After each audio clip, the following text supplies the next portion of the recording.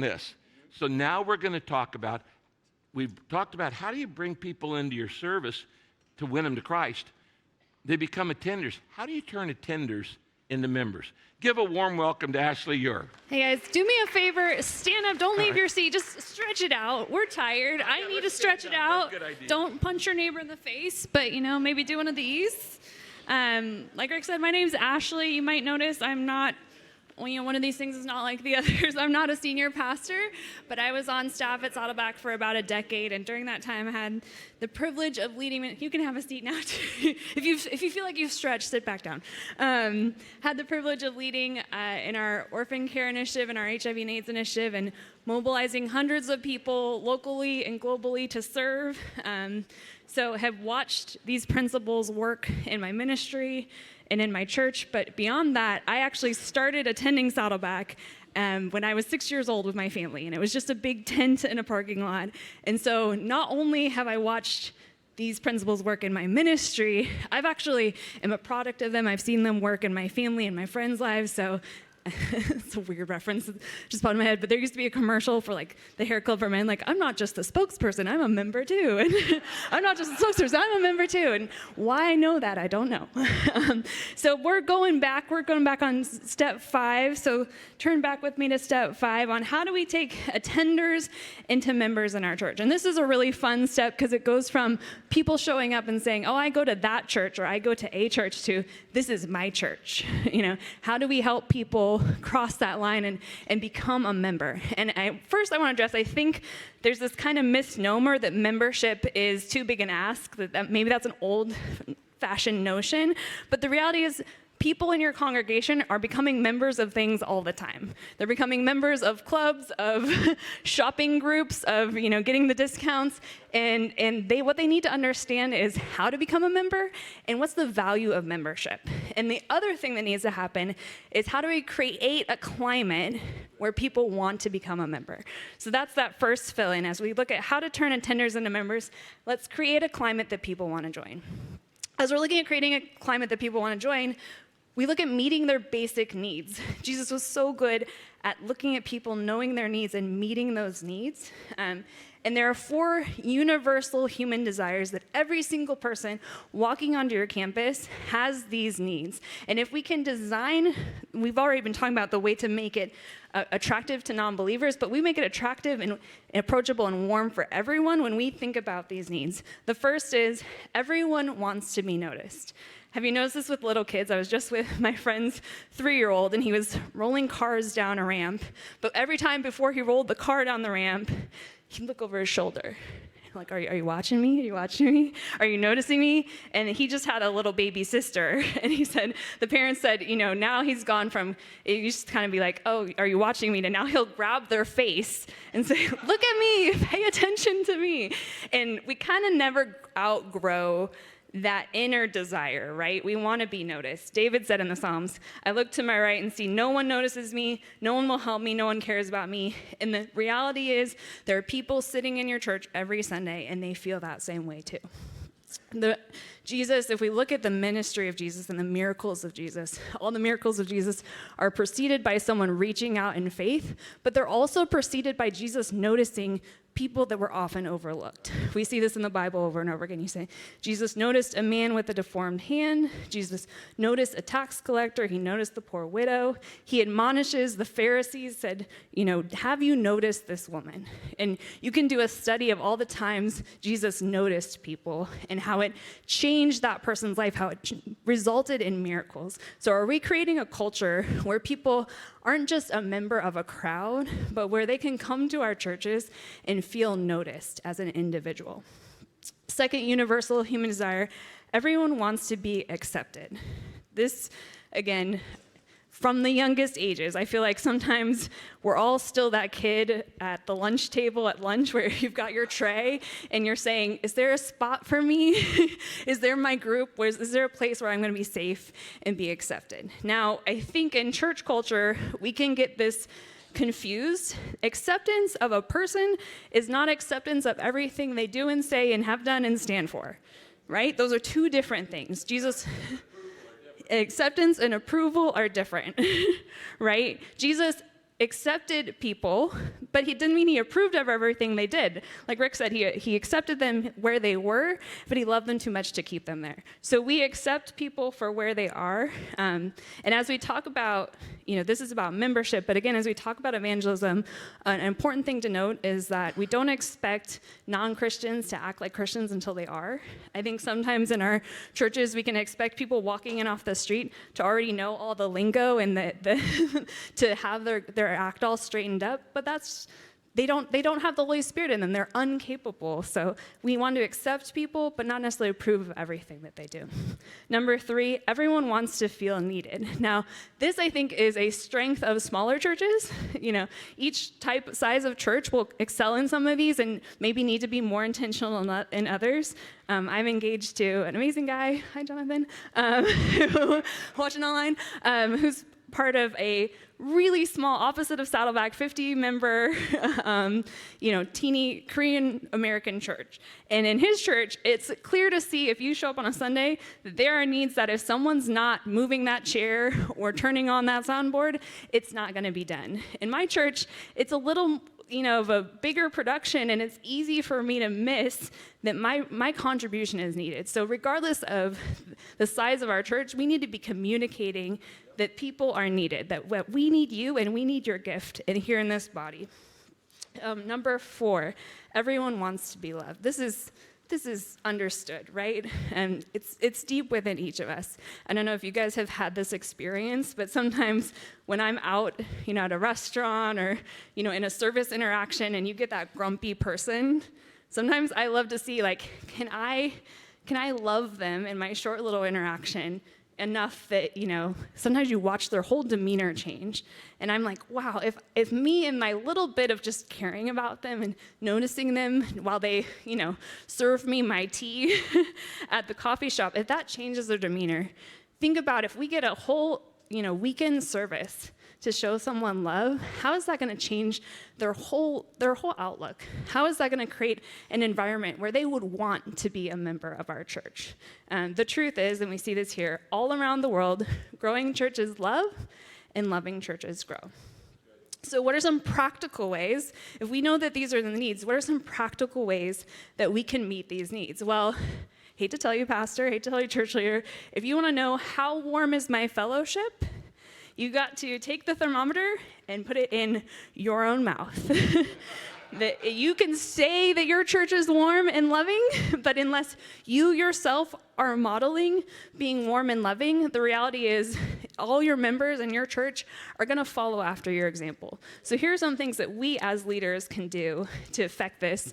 And the great thing about all of these tools that we've been talking about, it doesn't take any money. These are not structural things. They're just things that we can do as people modeled after the ministry of Jesus. So the first one is be a leader who is authentic, approachable, and affirming. Authentic, approachable, and affirming. I think sometimes I've heard talk about Gen Z is really about authenticity, that's their kind of thing. Well, newsflash, everyone loves authenticity. No one wants to be around a fake person.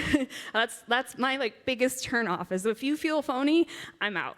So, how do we be authentic? How do we be approachable? You can either, there's a dichotomy. You can impress people or you can influence them. You can't do both. And to influence people, you're going to have to be close. You're going to have to be real. There's going to have to be a relationship. We've already Rick's talked about how our greatest ministries, our greatest relatability was going to come from our weakness. Number 2, personally greet people before and after services. We kind of talked about don't have greeters in a holy huddle. You, pastor, also don't get in your holy huddle. Before and after service is not the time for you to have your ministry meetings. It's not the time for you to finish your homework of sermon prep. I'm so sorry. You need to be out among your people.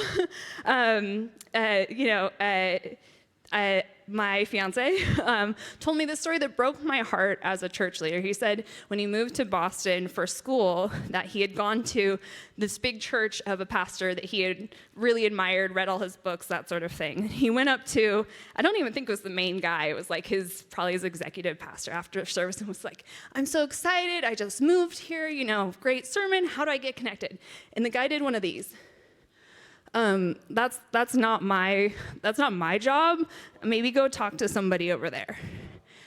And he never went back. And here's someone who loves the Lord, loved this pastor, but clearly it was communicated that, you're not important here, that I'm too busy for you, that you're not my ministry. We talk a lot at Saddleback.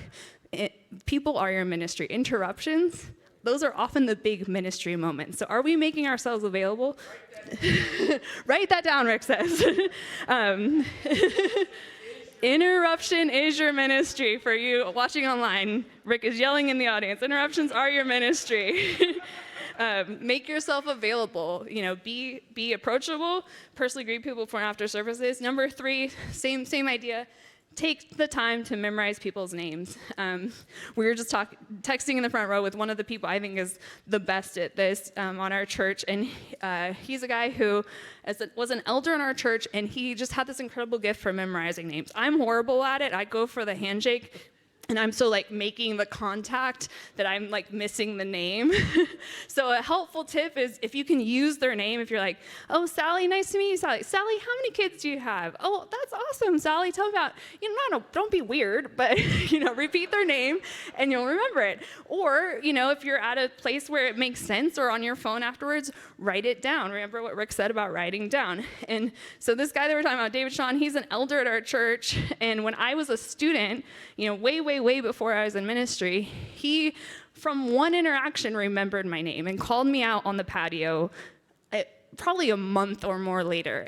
And I, to this day, remember how cool it felt for me as a student who was, in my mind, a nobody, still a little bit that kid with the lunch wait, looking around, even at my own home church.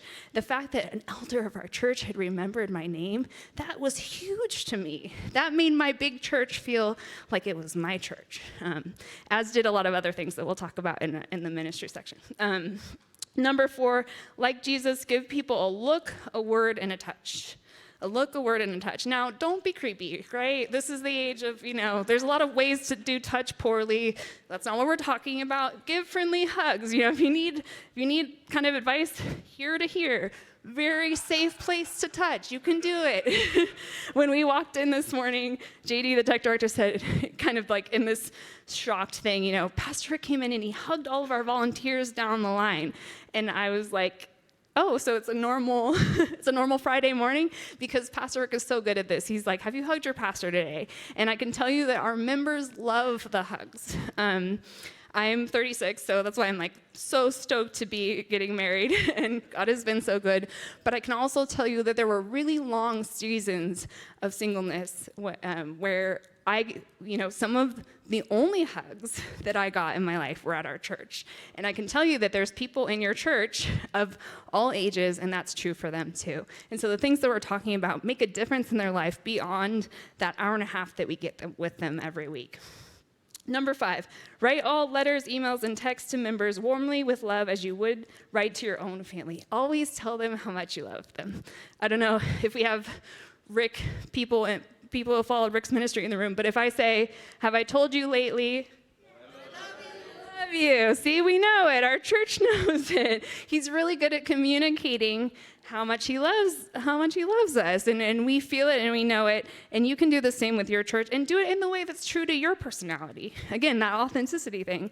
You're not going to necessarily have a ministry like Pastor Rick, but your people, I can tell you, will know if you genuinely love them. And it overcomes a lot of all the ways that we will unintentionally and inevitably probably bumble some of this stuff, right? But if they know that you love them, they're going to give you a lot of grace for that.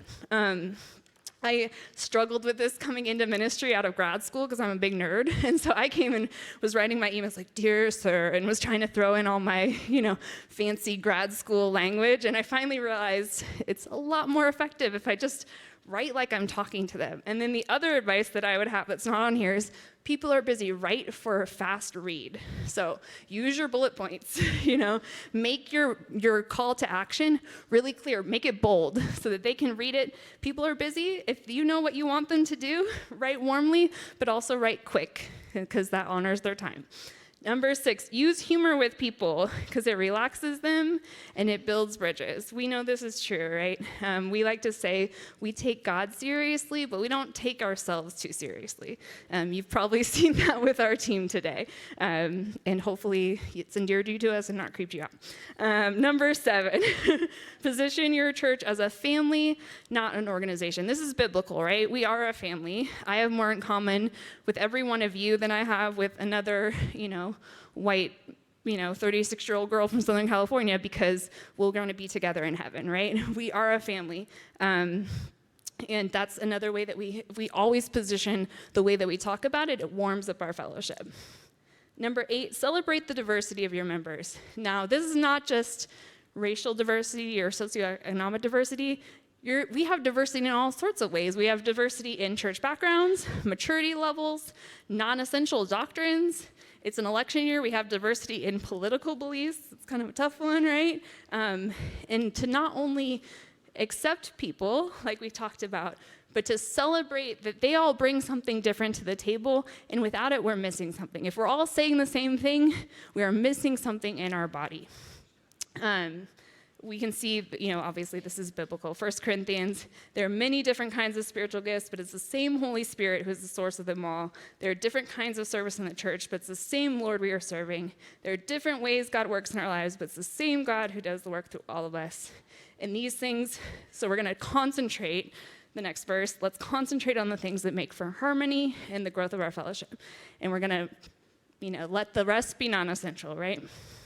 So if we can use those tools, and we'll start to, 1, understand the climate of our church, and 2, be able to warm it up.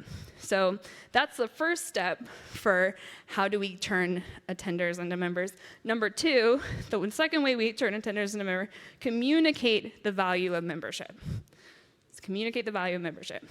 The reality is we need to help our members see that membership is not an optional thing.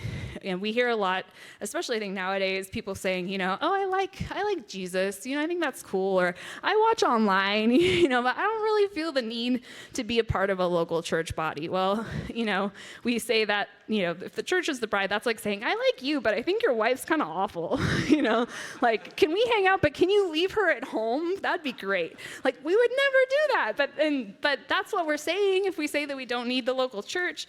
Membership is not an extra thing to our walk with Jesus. It's the next thing after walking across the line to accept Jesus. And if we can communicate that, we're helping people move through this process we've been talking about. So the 3 parts of following Jesus: believing, belonging, and becoming.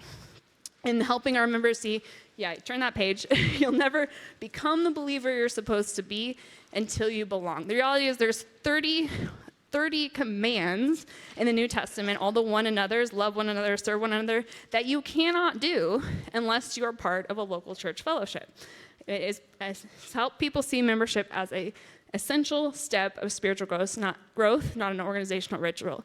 You can see on that list that there are a ton of benefits of being a part of a church, member of a church, and you can study those on your own time. Number 3, establish a required membership class. This is where you're going to communicate the value of membership to your members, in addition to repeating it over and over again in sermons and keeping it in front of the people, but establishing a membership class. How people join your church is going to determine their level of commitment for years. So we like to say we lower the barrier to meet Jesus, but then we're going to raise the bar. We're going to raise the level of commitment for people to become members. Why do we do that? Because people need to understand clearly the vision and what we're calling them to, because they'll rise that level of commitment so that they can choose into it or choose out. People are going to either stay in your church or leave. It's just a reality. There are going to be people who leave your church. But this calling, that we're going to talk about, this membership class, will help them determine if it's for them or not. It helps you determine and set the vision and determine who gets on the bus. The reality is you can only have one vision for your church, and having a membership class and having people choose into it keeps them aligned on that vision. A strong membership class, this is why a strong membership class will grow a strong church. Now, strong isn't long. Don't make it weeks and weeks long. Keep it to one day. Keep it clear. Also, your membership class is not your new believer class. That's a different class. It's not your doctrine class. This is just for people to understand, as you can see here in an outline, God's purposes for them, why they need a church family, what we just talked about, and then really clearly, what is your church? What do we believe? What are we calling them to do and be a part of? And then what it means for them to be a member. And then number 5, to call them into that commitment and with a membership covenant. So you're going to develop a membership covenant. Like I said, I'm getting married. I think I'll say it 5 more times while I'm talking because I'm excited. But in the wedding, the important thing is not my dress, even though I'm pumped about it, or my hair or whatever. It's the vows. The same thing is true of your membership class. The most important thing in your membership class is that covenant. It's what you're calling people to do, because people need to have an understanding that they need to be committed to your church body as they are to Jesus. We often know John 3:16. We often don't talk about 1 John 3:16, which is where this idea is expressed that just as we are committed to Jesus, we're supposed to be committed to one another. So we need each other. And the whole idea of this whole step of turning attenders into members is that the difference between attenders and members can be summed up by the word commitment. So you get to develop that commitment card, that covenant, to help people understand what are they committing to and get them to cross that line. And that strong commitment will determine how committed they are for years to come.